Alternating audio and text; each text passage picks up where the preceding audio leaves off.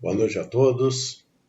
É com alegria que nós estamos iniciando mais um dos nossos encontros das quintas-feiras, 19h30, do Centro Espírita Leão Denis, Porto Alegre. E como sempre fazemos, quando presencialmente e agora virtualmente, nós iniciamos o nosso encontro com a pequena leitura do Evangelho segundo o Espiritismo. Hoje, do capítulo 1, Não Vim Destruir a Lei, o item 3 que diz: Jesus não veio destruir a lei, o que quer dizer a lei de Deus. Ele veio cumpri-la, desenvolvê-la, dar-lhe o seu verdadeiro sentido e apropriá-la ao grau de adiantamento dos homens. Eis porque encontramos nessa lei o princípio dos deveres para com Deus e para com o próximo, o que constitui a base da sua doutrina.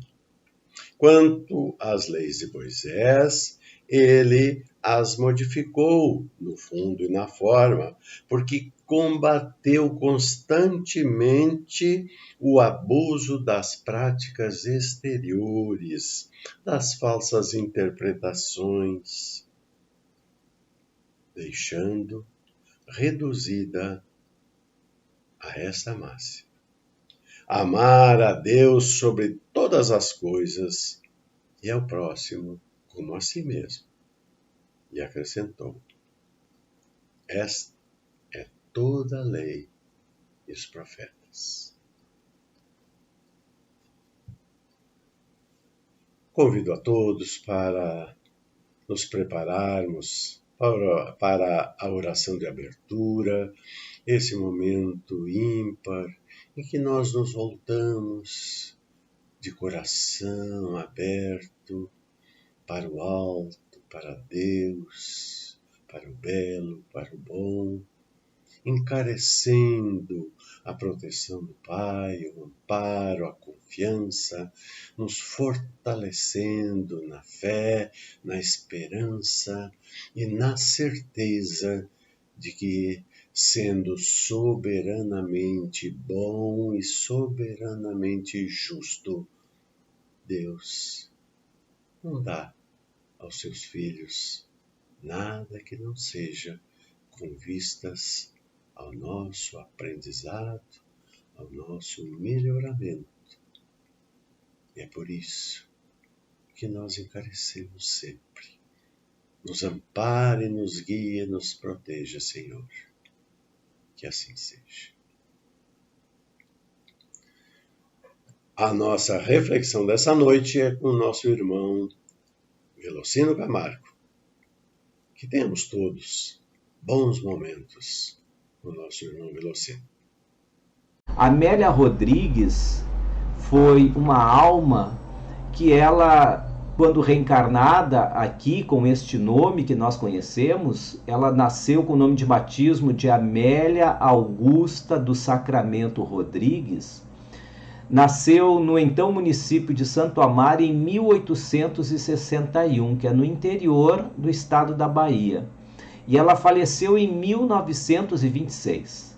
Esta mulher, entretanto, ela foi alguém à frente do seu tempo, porque ela rompeu todas as barreiras que limitavam o acesso da mulher às várias atividades sociais. Então ela foi uma educadora por excelência no estado da Bahia.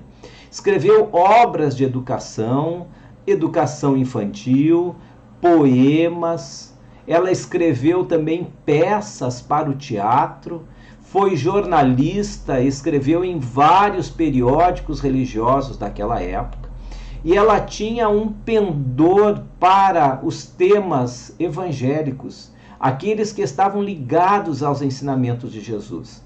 E depois do desencarne, ela, depois de um certo tempo, passa a se aproximar do médium Divaldo Pereira Franco e faz parte hoje da equipe espiritual de Joana de Ângeles. Então, Amélia Rodrigues, ela ditou, através da psicografia de Divaldo Pereira Franco, 10 obras. Estas obras constituem o que nós chamamos de série evangélica, porque todas elas falam sobre os ensinamentos de Jesus e muitas delas citam fatos históricos e dados relevantes que são até mesmo desconhecidos de nós pelo meio da historiografia normal. As pessoas que se dedicam à recuperação de dados históricos do tempo de Jesus, muitas vezes nós esbarramos na pequena quantidade de fontes. E Amélia Rodrigues, através dessas obras, faz inúmeras revelações daquela época de Jesus. Nós vamos nos ocupar hoje com a penúltima das obras dessa série evangélica, que é a Mensagem do Amor Imortal. E nós vamos trabalhar o capítulo 9, que é Ensina-nos a Amar. É uma passagem em que o apóstolo Pedro, Simão Pedro, filho de Jonas, ele conversa com Jesus após o Sermão da Montanha e pede para que então Jesus auxilie ele na conquista desse novo caminho que anunciava Jesus. E Jesus vai falar para Pedro, então, neste momento, de algumas informações acerca deste amor.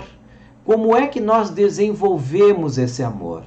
Uma vez que nós temos hoje já a capacidade de entendê-lo, de perceber a grandeza desse amor proposto por Jesus e que se encontra nesta belíssima síntese que é o Sermão da Montanha, como é que nós vamos colocar esse amor em prática? Como é que nós vamos exercitar esse amor? Que caminho nós vamos percorrer? Então, esta passagem ela é importante neste diálogo que Pedro estabelece com Jesus, em que ele pede para o Cristo, para que Cristo ensine ele sobre o amor. Como é que ele deve fazer para conquistar esse novo caminho?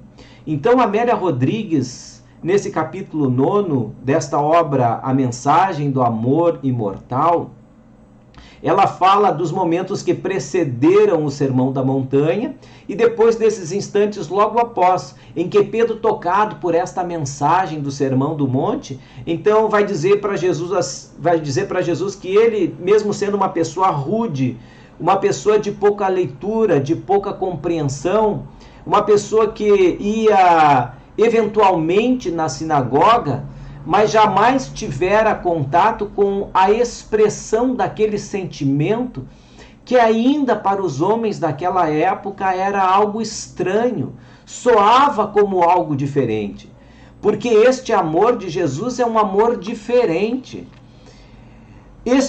Aquilo que nós chamamos de amor é um sentimento. E este é um sentimento muitas vezes difícil de nós encontrarmos palavras para ele. O que quer dizer amor? Que sensação é esta que envolve aquele que está na plenitude do amor? Porque para as outras sensações humanas nós temos uma facilidade maior para descrever. A gente descreve muito bem a dor, a gente descreve muito bem o calor, porque são sensações, são sentimentos que nós estamos mais familiarizados. Agora, o amor é algo mais complexo, não é tão simples assim de nós definirmos o amor. Os filósofos tentaram, às suas maneiras, buscar esse entendimento do amor. E nós vamos encontrar referências a essas categorias de amor desde a época dos gregos. Então nós vamos encontrar um amor em Platão, e que para Platão o sentimento que corresponde a esta palavra amor, ele chamava de eros, porque no grego existem várias palavras para definir amor. Um tipo de amor para os gregos era o amor eros, que estava definido no trabalho e na obra de Platão. Amor para Platão era desejo. Então, este sentimento que toma posse do ser humano, no momento em que ele deseja ardentemente alguma coisa, esta sensação que preenche este ser em razão de um desejo é chamado de amor. Quando a gente deseja estar próximo de alguém, quando a gente deseja realizar alguma tarefa, quando a gente deseja estar dentro de uma sala de aula, quando a gente deseja fazer uma viagem, esse sentimento que nos preenche, que é abundante na nossa alma, era aquilo que Platão chamava de eros, amor eros, amor desejo. É aquele amor que ainda não está na nossa posse e que nós vamos à busca dele.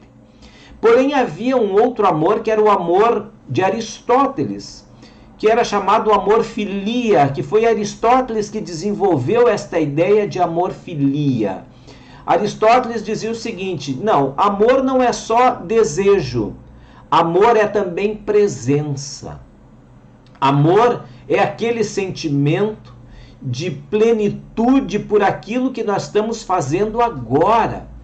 É algo que nós estamos desenvolvendo e realizando e que nós gostaríamos de que aquilo se perpetuasse no tempo, que nós queríamos talvez segurar os ponteiros do relógio para que ele não andasse mais, para que a gente aproveitasse aquele instante. Este é o amor filia. É aquele amor em que a pessoa encontra a sua máxima potência.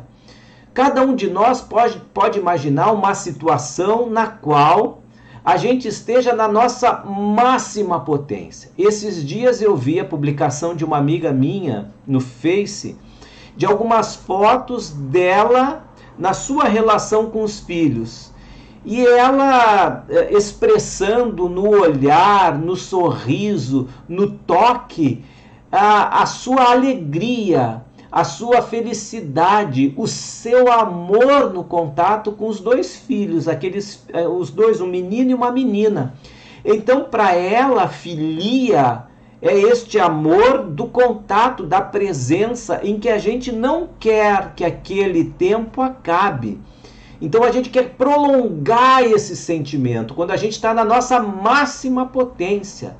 Então, talvez o artista, aquele que gosta da pintura, aquele que escreve, aquele que faz desenhos, aquele que projeta, e se isso faz parte daquilo que a pessoa mais almeja, de que ele se sente pleno naquele momento, este sentimento, segundo Aristóteles, é o amor filia, também é amor.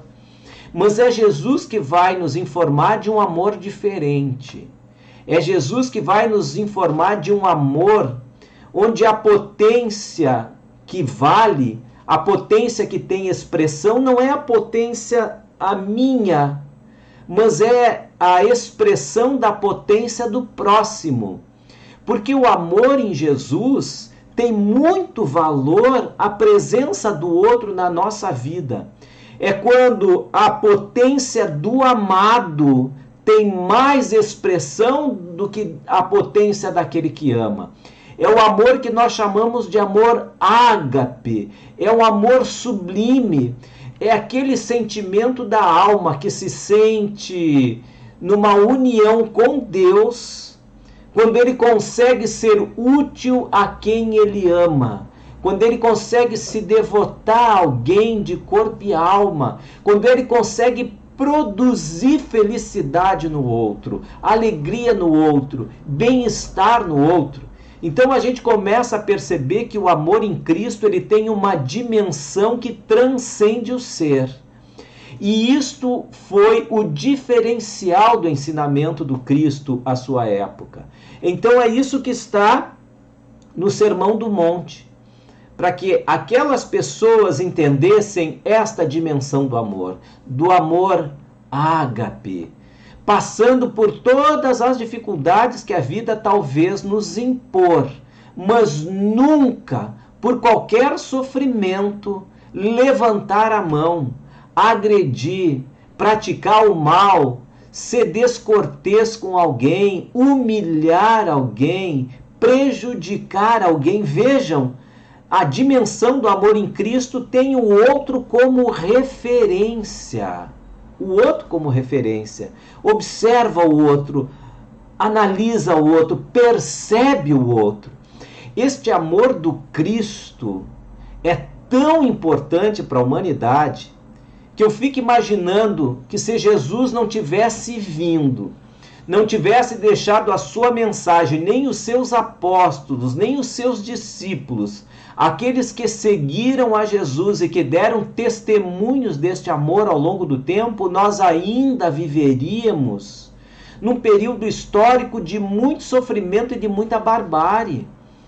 Porque a gente pode perceber que em determinadas culturas que não penetrou esse ensinamento do amor de Jesus, ainda há graves comportamentos de natureza social a serem corrigidos, que muitas vezes desrespeitam o próximo, porque não tem esta visão da igualdade que nós encontramos no ensinamento de Jesus. Que muitas vezes algumas culturas têm restrições ainda hoje para com a mulher, em que ela não pode uma série de coisas na sociedade, como se nós vivêssemos ainda na Idade Média, como se somente algumas das pessoas tivessem valores maiores do que as outras. Isso é incompatível com o ensinamento de Jesus. Isso é incompatível com a proposta de amor de Jesus. Então a gente observa em que ainda nesses lugares, nesses agrupamentos, em que esta noção de amor trazida por Jesus ainda não penetrou nestas almas humanas, nós encontramos ainda estas segregações, seja ela de raça, seja ela por sexo, seja ela religiosa, porque não consegue identificar o outro como o meu semelhante, nesses critérios de identidade, de igualdade, de fraternidade. Esta é a grande diferença do amor. Quando Pedro percebeu isso nos ensinamentos de Jesus através das bem-aventuranças, como nos esclarece Amélia Rodrigues, Pedro vai dizer assim para Jesus: Jesus, ajuda-me, dize-me qual o primeiro passo que deverei dar na conquista do novo caminho.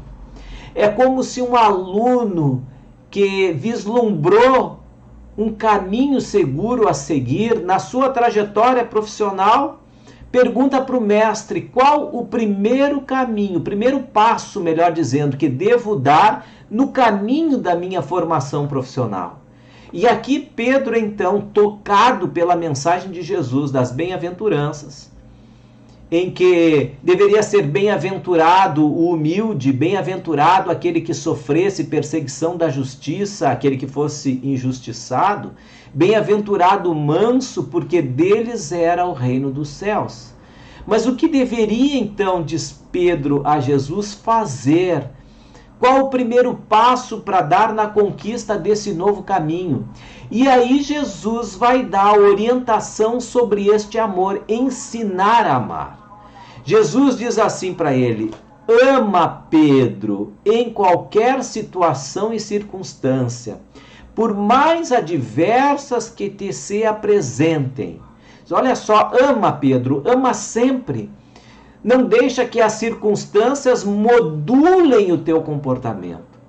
Porque muitas vezes a gente diz assim, olha, eu faço para o outro aquilo que o outro fizer para mim. Olha, se a pessoa for boa para mim, eu serei boa para ela. Eu posso dar até a minha roupa para ela, desde que ela seja boa comigo. Mas agora, se a pessoa me tratar mal, a gente diz assim, espera, porque eu também sei ser mal. Não é assim? Então é a outra pessoa que está modulando o nosso comportamento. Não somos nós que temos controle daquilo que nós queremos. Então é o outro. Se o outro me tira do sério, a culpa é do outro. Olha, eu só agi assim porque tu me tirou do sério, porque tu me humilhou. Tu não falou algumas coisas que foram ofensivas, então eu estou te ofendendo também. Mas olha Jesus há 2000 anos atrás. Olha a noção que ele dá de amor. Ama Pedro em qualquer circunstância, por mais adversas que te se apresentem. Então não é as circunstâncias, as pessoas que vão modular o nosso caráter. Nós é que temos que ter controle do nosso caráter. Então ama sempre. O amor de Jesus é o primeiro e o último passo de quem busca a perfeição e ruma na direção excelsa do Pai.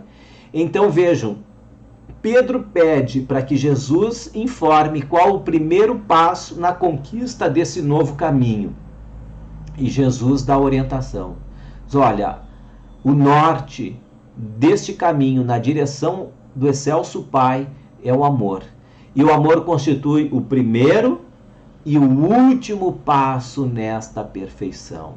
Amar sempre. Mas como a gente tem dificuldade de entender este amor, então Jesus foi mostrando para Pedro o que era o amor. Porque quando o Espírito chega nesta dimensão do amor verdadeiro, todos os seus atos são atos de amor. Não há por que o Espírito pensar, fazer escolhas de comportamento. Quem ama governa a própria vida.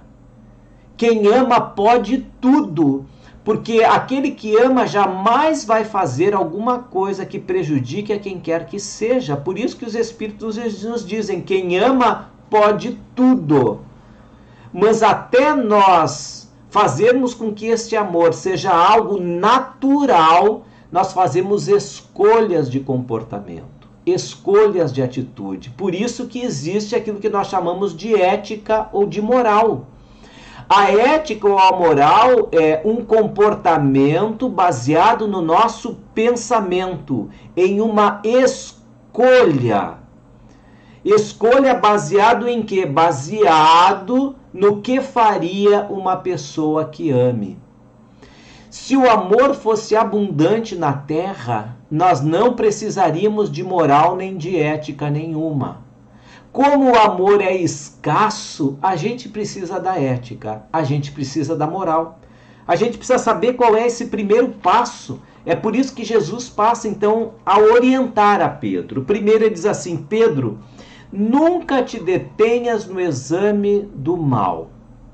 Então é o primeiro passo na direção do amor, porque amor seria este sentimento pleno de uma ação natural na direção do bem. Como nós não temos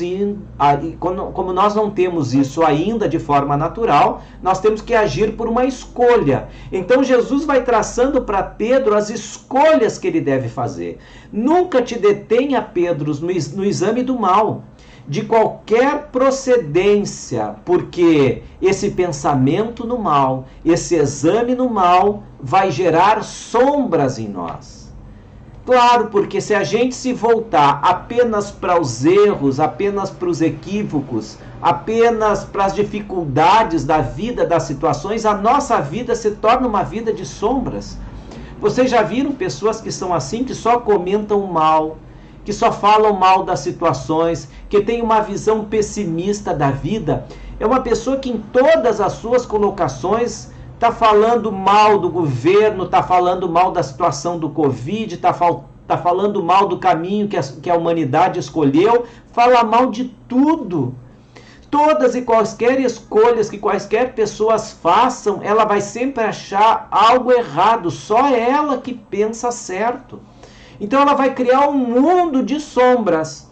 Então amar é não se deter no exame do mal. Os maus, todos aqueles que aos outros crucificam, que aos demais caluniam e perseguem, estão enfermos, diz Amélia Rodrigues. E em vez do ressentimento ou do ódio que inspiram, necessitam do remédio da compaixão, essa formosa filha do amor. Vejam aqui, Amélia Rodrigues está dizendo que a compaixão é a formosa filha do amor. Mais uma vez, compaixão é moral, compaixão é ética, compaixão é uma virtude que nós nos esforçamos para alcançá-la. É algo escolhido pela nossa mente para que com o tempo tome definitivamente os nossos corações. Então, compaixão pelo outro. Não te detenhas no mal, diz Jesus ao Pedro. Enquanto os outros caluniam, enquanto os outros crucificam, enquanto os outros perseguem terceiros, veja eles como filhos enfermos, como pessoas distantes do bem e do amor, e ora por eles. Vejam, é a mudança de comportamento. Pedro pergunta: qual o primeiro passo que eu posso dar na direção da conquista desse novo caminho? E aí Jesus diz a ele: não te detenhas no exame do mal. Muda a tua maneira de pensar. Aquele que age de forma agressiva, aquele que realmente prejudica, que a gente identifica que é uma ação negativa, ora por ele, é uma pessoa enferma. Mas Jesus continua e diz mais o seguinte a Pedro: ademais, guarda na mente e no coração que tudo quanto acontecer na tua vida tem uma razão de ser, embora não o saibas. Porque acima de nós há o amor de Deus. E o amor de Deus é um amor cercado desta providência divina. A providência divina vai preparando o nosso caminho para que através deste caminho, destas circunstâncias que nos aparecem, nós vamos exercitando este amor. Então, para a gente ter esta certeza de que nada nos acontece sem que tenha uma razão de ser, que nós estamos envolvidos por esta providência divina, embora muitas vezes a gente não saiba. A gente não sabe ainda por que é que Deus escolheu neste momento a pandemia, mas a gente tem certeza que Deus nos colocou neste momento para que nós aprendêssemos, para que nós nos desenvolvêssemos. Quantas habilidades de amar nós estamos sendo convocados a exercitar neste momento. Paciência, tranquilidade, esperança, confiança em Deus. Então vejam, são estes atributos da alma que nós vamos ganhar pelo exercício delas neste momento.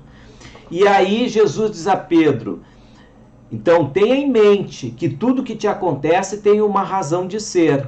Não te exaltes no triunfo e nem te desespere na dor. Porque nós não fomos feitos para permanecer num determinado triunfo social permanentemente, nem para mantermos-nos na dor por um longo período. Tudo é experiência. Às vezes a gente passa por um determinado triunfo pessoal na sociedade, com um destaque, uma posição social relevante, mas diz assim: isso tudo tem uma razão de ser. Não te prendas a isso, não te exaltes pelo triunfo. O triunfo não é teu. Deus te colocou neste lugar para um aprendizado sublime. Também não te detenhas na dor, nem te desespere com ela. É por um momento de aprendizado. E por isso, continua Jesus, preserva a tua paz no vasilhame da consciência honrada, mesmo quando erres, mesmo quando tu te atormentes, preserve a tua paz. Olha como ele é carinhoso, Jesus, aqui. Olha, preserva a tua paz mesmo quando tu erres. Porque o tormento do erro não corrige a falta. Não adianta nós ficarmos desesperados pelo erro que cometemos. Nós precisamos manter a paz, reconhecer o equívoco e pedir forças para repará-lo. Olha, é uma maneira completamente diferente de nós encararmos o erro. O erro não é motivo para nós cairmos numa prostração enorme, num processo depressivo, entrar para dentro de um buraco por causa da vergonha de ter errado. Não.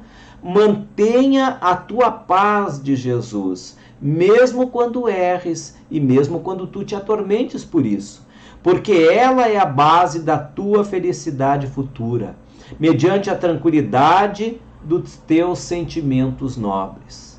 E por último, Jesus vai dizer a Pedro: nunca, Pedro, revides o mal por mal, confiando em nosso Pai, entregando-te a Ele sem reserva nem receios, porque Ele cuidará de ti, investindo os mais preciosos recursos da inspiração e dando-te resistência para os enfrentamentos necessários ao teu processo de evolução.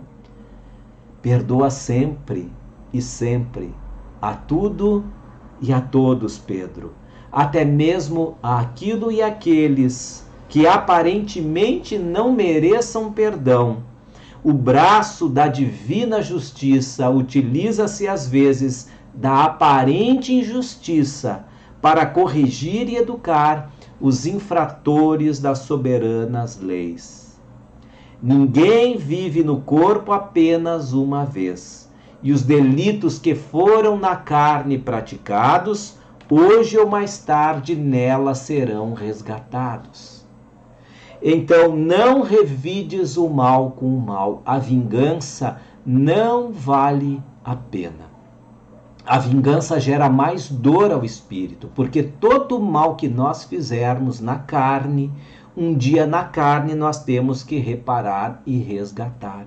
Então, quando a gente compreende esta proposta de amor de Jesus, a gente se volta na direção do Pai, superando essas dificuldades, em primeiro lugar, fazendo a escolha ética, a escolha moral adequada, nos baseando no comportamento daquele que ama, para que algum dia, em um determinado momento, o amor seja natural de nossa alma, onde nada e coisa alguma irá nos abalar e nos ferir.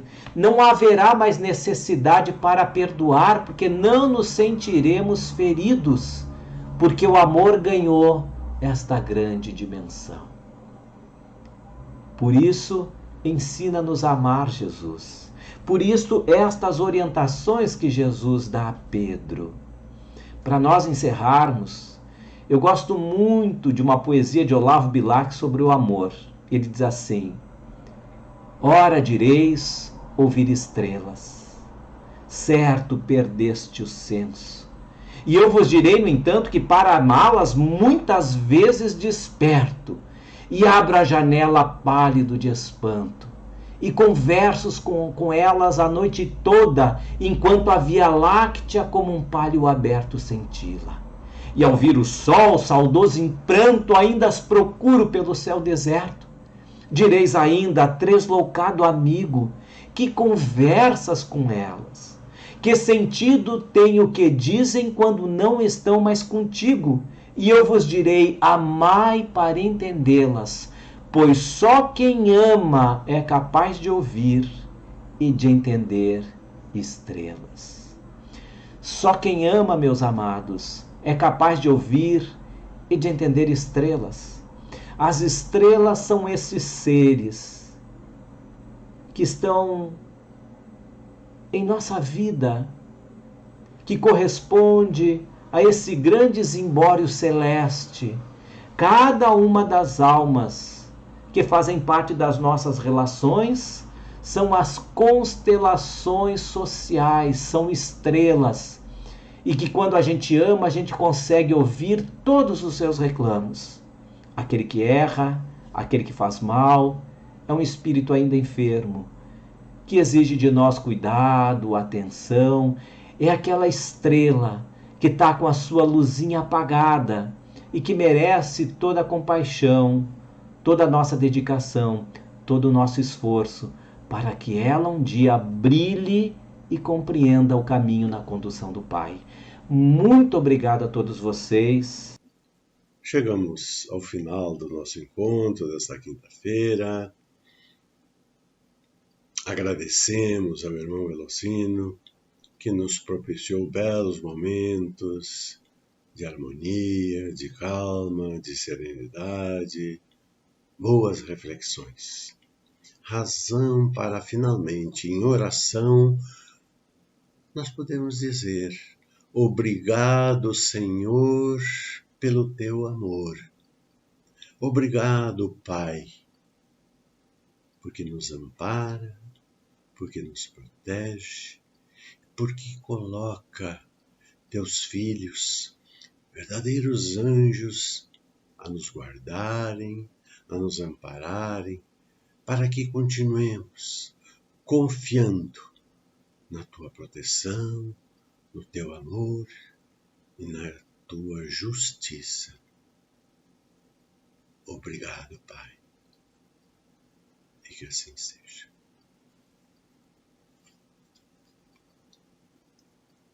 Tenham todos uma ótima noite, um excelente final de semana.